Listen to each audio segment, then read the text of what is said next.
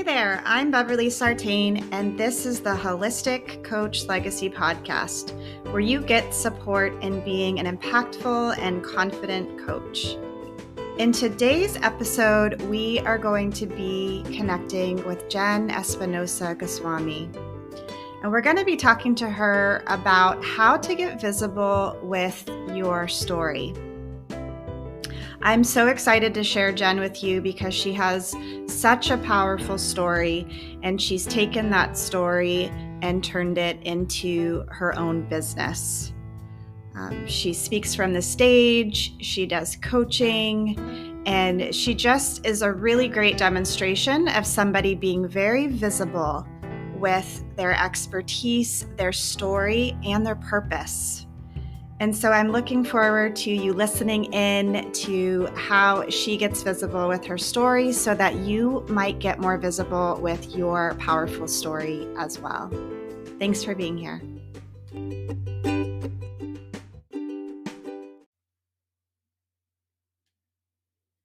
Welcome, Jenn. It is so great to have you today. I'm really excited to chat with you about your story and about what's going on with you and your coaching business. So thank you so much for being with us. Thank you, Bev. We always come up with some great conversations, don't we?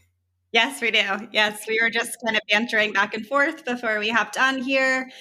And I always enjoy co-creating with you because I really feel like that's what it is with you is you've got stellar ideas and I love hearing them, and then we get to share them now with some other people. So looking forward to it today. Me too. Awesome. So we're going to talk about how to get visible with your powerful story. And so, I really resonate with that piece of your particular business because I too have overcome some things in my life and I'm now using them in service to a coaching business. So why don't we start with how did your journey to coaching begin? Sure. Well, my journey to coaching, like I'm sure many of the listeners today, was quite accidental. And some could say it's kismet. It was meant to be, or karmic, however you want to express that. I never wanted to be a coach. I went to school for something entirely different. I went for global studies in German. So I'm very much into international anything, and politics somehow came up there for me, in economics and cultural studies. That was my educational background. And like many people out of college, I had no idea how to turn that into my career. Ended up in something completely different. I was working in financial services. And I benefited greatly from financial services because I did a lot of, I learned how to work in the office environment. I learned how to work within a team. I became a certified fraud examiner, which means that I was doing fraud investigations within the mortgage industry, which is its whole own thing. Very interesting. But also I was lacking something very important to me, which was the interaction with people. And so I got to a place where I was done going through the cyclical nature of being in the mortgage business, which means you get hired, you get fired a year later. You get hired, it's all based on the rates and what's going on in the market. So I got tired of that. And I said, well, now I'm going to focus on something that is exciting and fun for me. And it wasn't coaching. It was actually speaking. I was a member of Toastmasters International, a public speaking organization. It was kind of just one of those things I joined because I was bored at work and I wanted to explore my skill set. And eventually I got to a place where I ran out of content to talk about. You can talk about anything you want in Toastmasters, which I loved, but I never told anything about my own personal story of losing weight because I grew up in Wisconsin. I was in Minnesota at the time. Nobody who knew me in Minnesota knew that I used to be morbidly obese. And I didn't see a need to share that with people. Like that doesn't typically come up in a conversation at the water cooler in the office. So I didn't feel it was necessary for me to toot my own horn in that way. But I needed something to talk about. So I shared a 5-minute story of someone I called the loser. It was a young girl on the playground being bullied for just not fitting in and looking different than other people. And at the end of this, I revealed that that little girl was me. And someone in my audience came up to me, someone I respected and admired. She was high up in the organization. She was a fabulous speaker. And she told me, she's like, that was so incredible. And now I want to do something with my life. I want to improve my life. I want to improve my health. I've tried and it's not working for me. I want to do something about this. And that's where the seed for coaching was planted. It took several years and several other realizations and more seeds before I ended up becoming a coach, but that's where it first started. That's awesome. Like, that's a powerful story in and of itself. And just already the bravery, the courage to get visible with your story and how it immediately impacted somebody who then came up and told you that your story was really motivating and inspiring to them. It's so beautiful. Like, it's such a great demonstration of that already. So, yeah. So what do you think, are the challenges of getting visible with your story? So for me, I guess it was my shoe in to getting into the speaking industry. Now, being a professional speaker is its own business model, which is totally separate from a coaching business model. And it took years for me to kind of meld those two things together. However, no matter what business you're running or what your passion project or side hustle is, you need to be able to share your message, your program, your services with people. And people don't connect with us because of the benefits or the features of our programs and our services. People connect with us because we have something to share that touches them, and that tends to work best through story. And it's really hard on a one-on-one basis to schedule enough coffee meetings and informal networking group, 30 minutes of your time, let me pick your brain, to really make an impact, a strong impact. I mean, you can, but we're limited in how many hours we have. So what I find to be the fastest route to really connecting with the people who need us and need what we offer is to share it in a public way, whether it's speaking or videos or online marketing. But that's kind of like the follow-up piece. Maybe you have that coffee meeting with someone, but then you have a website that they can go to. You have a calendar tool that they can follow up with. You have something to lead them to. It's your digital home. And that's the best way to keep that conversation going, to keep that relationship going. And if there's nothing else that people can point to aside from giving you a phone call, and not everyone is comfortable doing that. If they've had one conversation with you, they may not be willing to say, I'm ready to sign up. I'm going to give you my money right now. But if they have something else of yours that continues to develop that relationship, a story, the conversation, other aspects of that conversation that are important to you, that is where the magic happens. It's awesome. It's awesome. Yeah, I really connect with getting visible with my essence. That's how I describe it. I always say that that's the number one way that I think I create clients, is that I share my essence through many different avenues. One could be just one-on-one conversations, but you're so right. It's like, how many of those can you have in order to, that's only one way, right? And I love the idea of sharing our essence with many people, whether that's via social media or speaking on a stage or doing a webinar or some other form like that. But getting visible with your essence, that's what people then can connect with, right? And that's what you're saying here with the story, with your past, with your life experiences, with your lessons. Those are the things that people resonate with because then they can relate to you. So these are really nice tips that you've shared here. Yeah, really good stuff for people to start to take some action on. For you personally, I'm curious, what was the biggest challenge in being visible?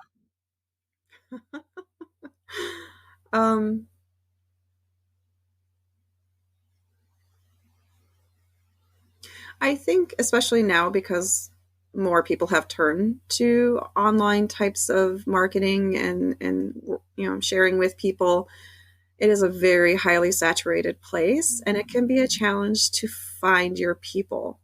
So, for example, like most recently, everyone's like, "Are you on Clubhouse? Join me on Clubhouse." Or they're like doing these TikTok videos on their front porch. And, you know, there are so many ways you can be visible. So that is one of the challenges, is what is the right way for me personally? Like, what do I resonate with? I realize I'm not an audio only person, so Clubhouse does not speak to me in any sort of way.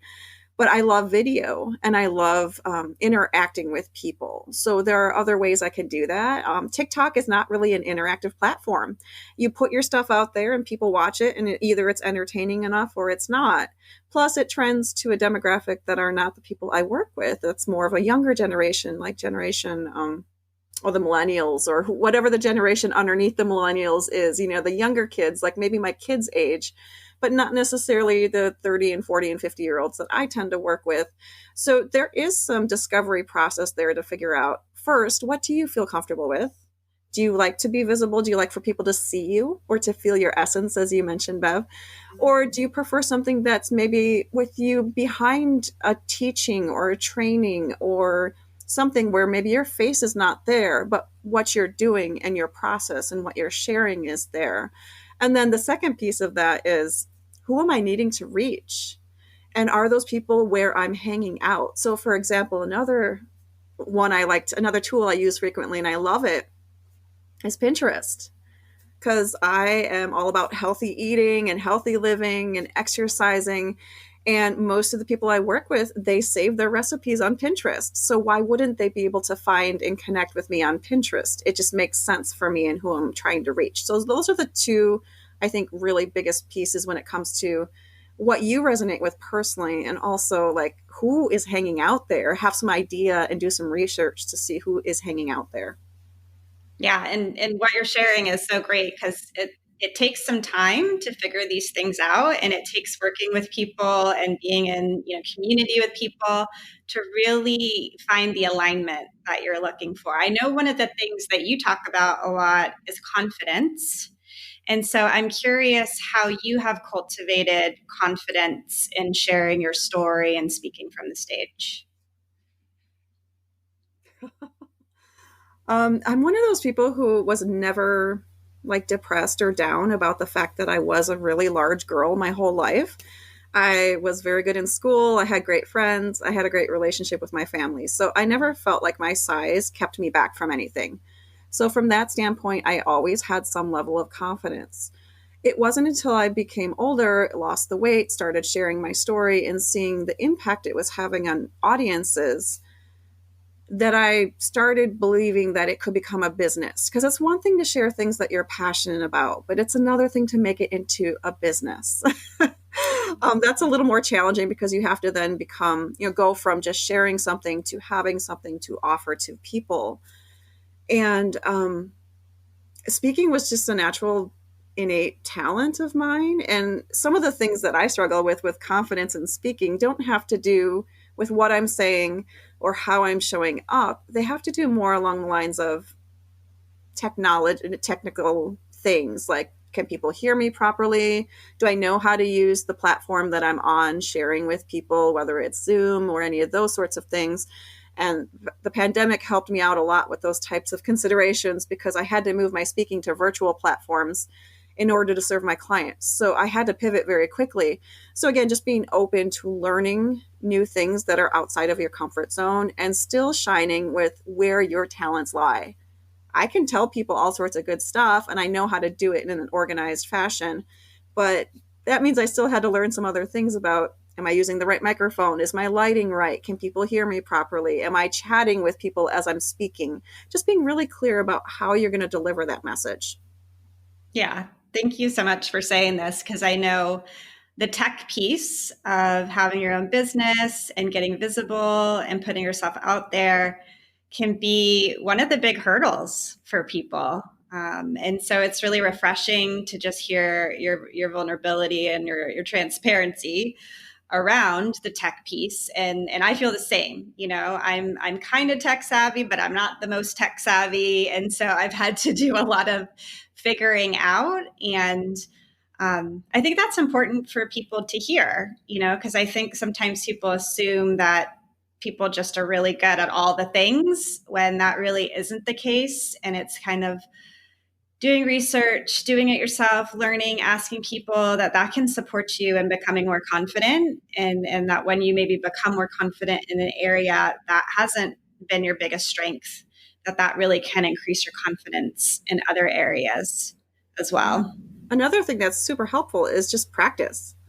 I mean, that's one of the beauties of having an entrepreneurial mindset, even if you're not currently owning a business. You have to be willing to try and to fail, and maybe fail many times before you reach what you're going for, but not letting that failure become like a permanent piece of your identity. It's not. We all grow and adapt at different rates. So being willing to say, okay, well, that didn't work out, but that doesn't mean I'm never going to do it again. It means I'm going to try a different approach next time. Yeah. Do you have any example from your own personal journey in your business where you had to receive maybe a failure and look for the learning in it and then do it differently? Yeah, just most recently, this past year, I was pivoting my speaking programs into more of a custom offer. One of my clients was asking for like a kitchen demo type of presentation. Usually my presentations are 45 to 60 minutes of content on a health related topic, like how to meal plan, how to get fit without a gym, things like that. But this particular client was asking me for more of, can you do a kitchen demo? And to be honest, while I do that in smaller workshops and more intimate settings within my own home with clients, I don't typically do that in a big way for a speaking client. So I had to figure that out very quickly. I had my computer set up in my kitchen. I took hours to clean my kitchen to make sure the lighting was right, get everything organized, make it look pretty. That was a tough thing for me. I mean, my kids were there while I was doing it. My dog was there. I was afraid my dog was going to make a big noise while everyone was listening to me. I had my phone. I had my selfie stick. I had everything going. I mean, it was really overwhelming.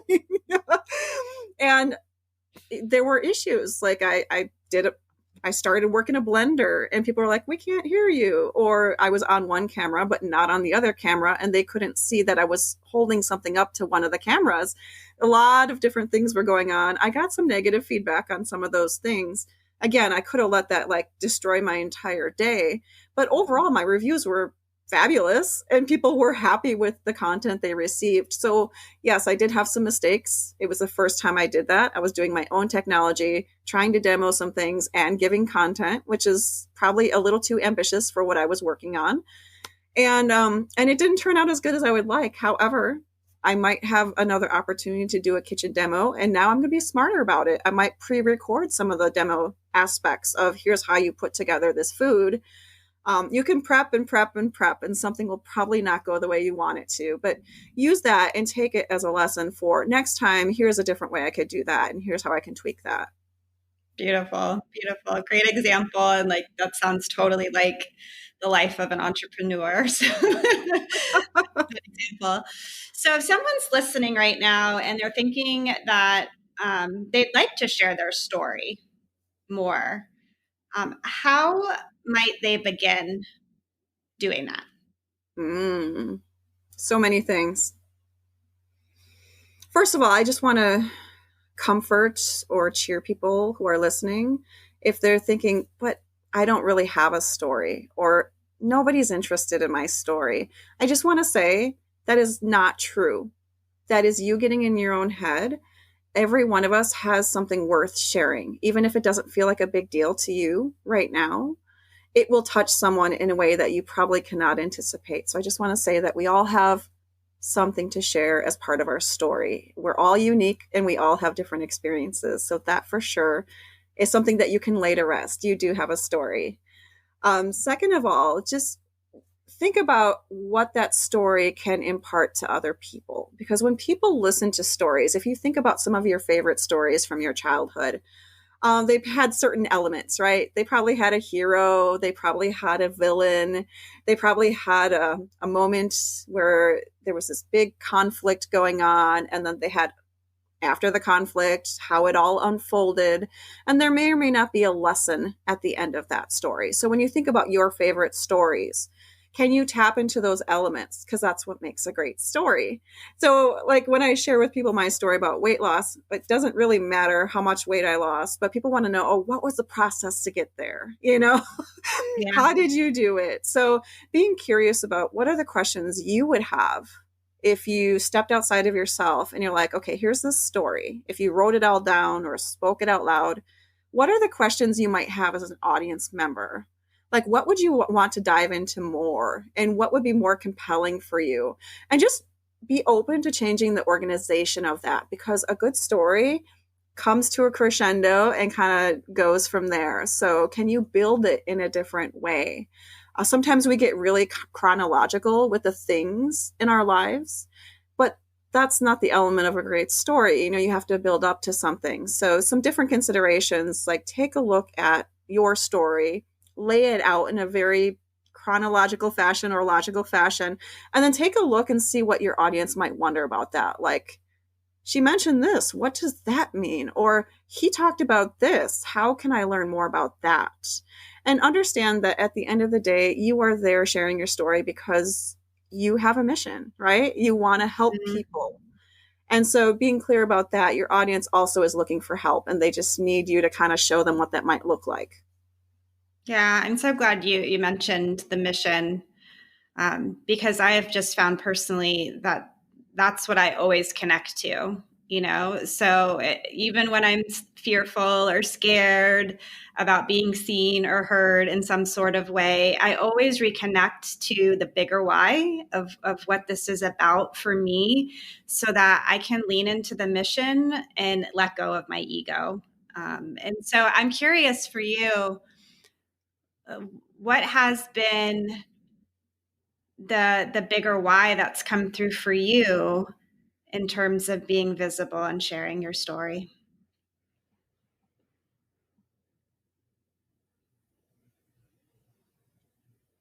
One of the things that used to irritate me the most when I was health coaching, just health coaching,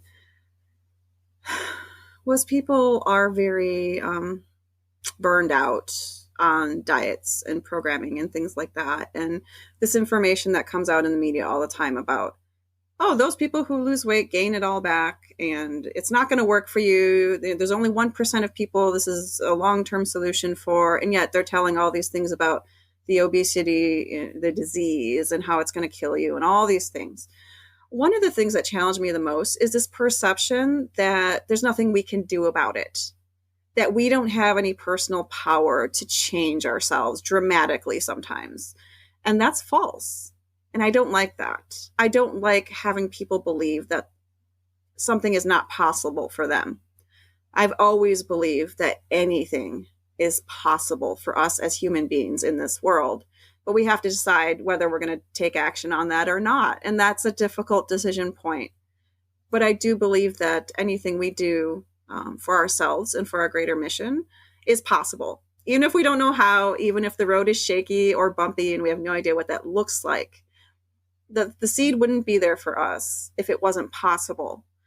And that's my biggest challenge with some of the messaging that's out there is this whole, it's only available for certain people, or it's only available if you follow a certain path, or it has to be a certain way. I like to work with people on their way, not how I did it, not how you did it, but what works for them, because we live in a custom and personalized society, and I want us to tap into our own power. And the way we do that is by recognizing our strengths, hiring out our weaknesses whenever we can, and just be willing to believe that it's possible, because I know it is. That's awesome. That's a very, very empowering message. And, you know, because this podcast is about tapping into legacy, I mean, I feel like you're already doing it right now, but I just maybe want to ground it even more through the question of what's the legacy you intend to leave through the work that you're doing into this world?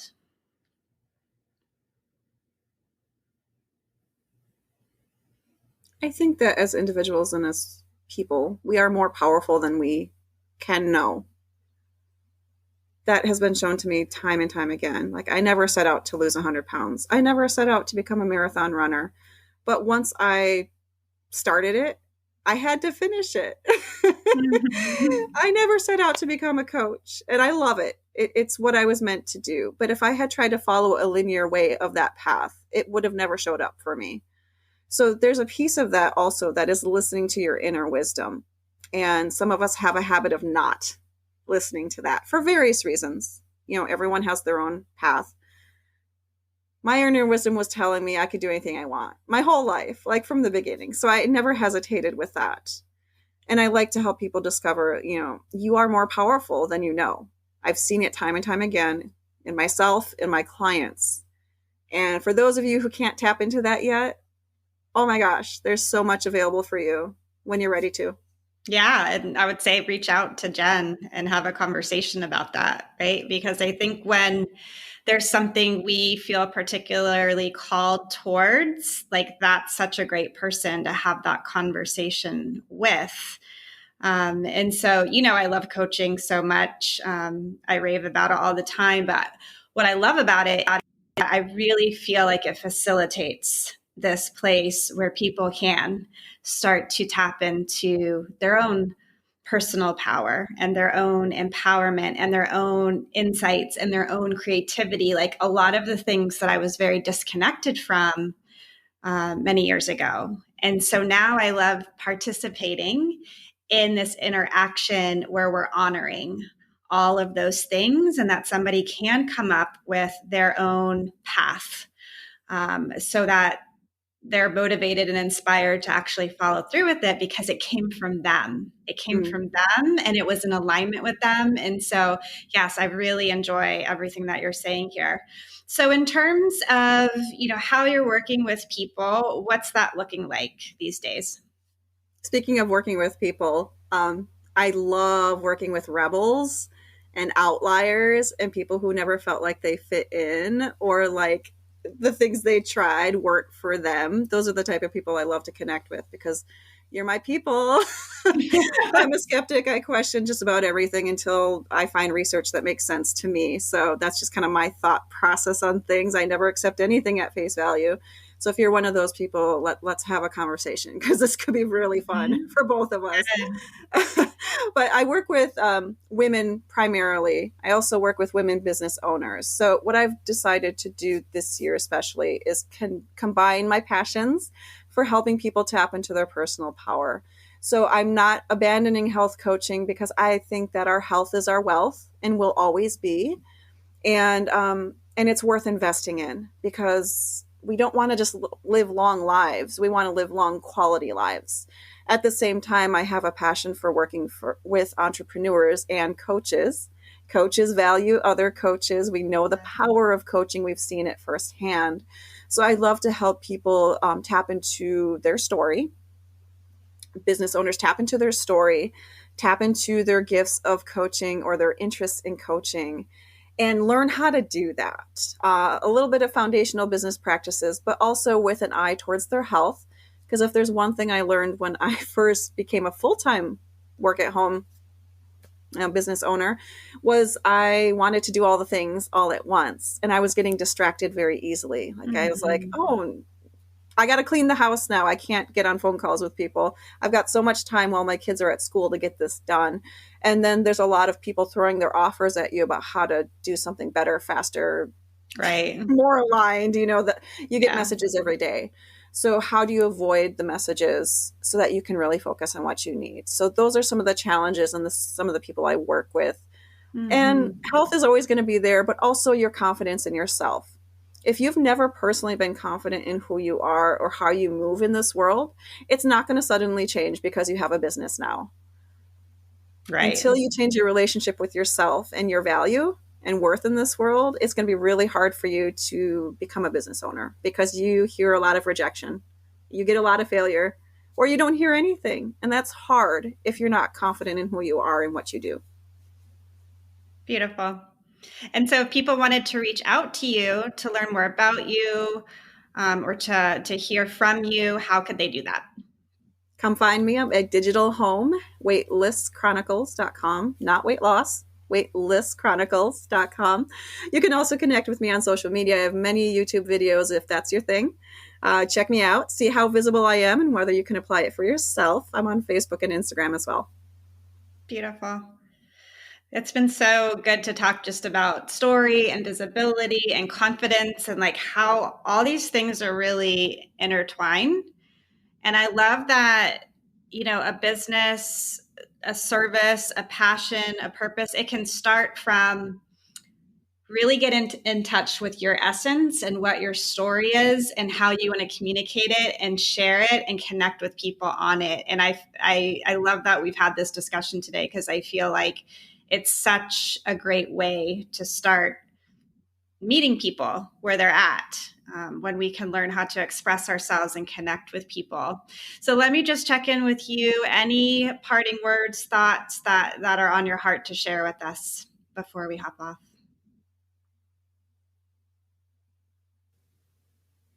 I would say that confidence is a lot like motivation. You know, if you feel that you're not motivated to do something in your life or have consistently not been motivated to do something, it works a lot like confidence. It's a muscle. It's a muscle that you strengthen through practice, through intention, through work in it and just trying things out. So if you are at a place where you're like, I'm motivated to do something, but I struggle with my confidence, they complement each other. It's kind of like one of those compound exercise moves you can do where you're like, I'm going to strengthen my confidence. Great. My motivation will support me until my confidence is low again, and then I'll strengthen again. So they work hand in hand.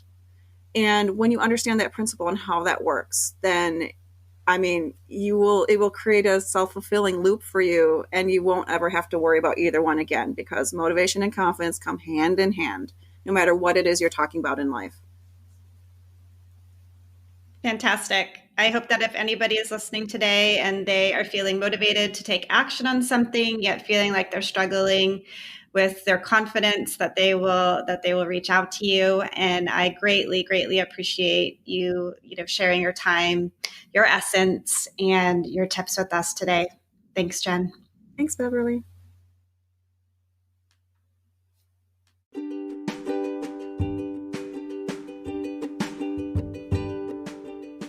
If there's only one thing that you take away from today's podcast episode, may it be to get more visible with your powerful story. The truth is, you do have a powerful story to share. And the truth is that there is someone out there that needs to hear your story. And if you're looking for next steps, please come on in to the Holistic Coach Network, either via LinkedIn or Facebook. Check the show notes for those links. And thank you so much for listening, for being here, for showing up for yourself. Please remember that the Holistic Coach legacy is a path, not a destination. Many blessings to you.